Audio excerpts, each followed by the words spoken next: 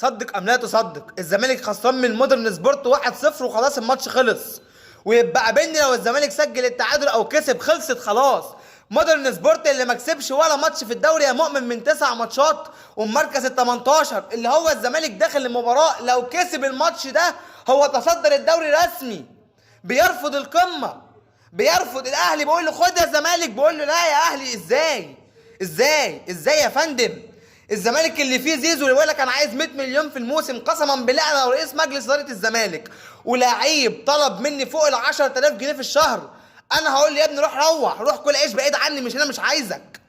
دي فرقه؟ هل دي فرقه عايزه تاخد بطوله؟ هل دي فرقه بتلعب في نادي بيشجعوا الملايين؟ فرقه بتلعب مركز شباب ما كسبش ولا ماتش في الدوري. هو احنا يا جماعه اهدوا بقى. هو احنا يا جماعه بنحقق طموح اي فرقه في الدوري هفق ما كسبتش ولا ماتش في الدوري ياما هتستهيف الزمالك؟ هو الزمالك يا جماعه بقى قفا لاي حد، خد على قفاك وامشي.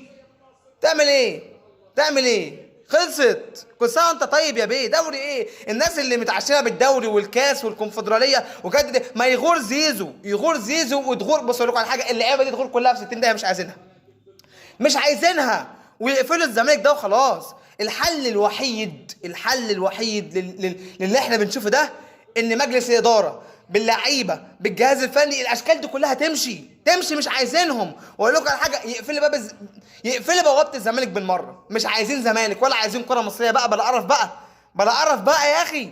الواحد كان قاعد امبارح فرحان ومبسوط ان الاهلي خسر نقطتين من اهم النقط وخلاص. انت كان فرق بينك وبين الاهلي نقطه يا مؤمن. الاهلي يخسر نقطتين فتكسب، يبقى فرق بينك وبين الاهلي نقطه. فالزمالك ازاي بدل ما يتعادل يخسر، بدل ما يكسب يخسر؟ هو ده الزمالك. روحوا ده خيبه وقرف. حرقتوا دمي الله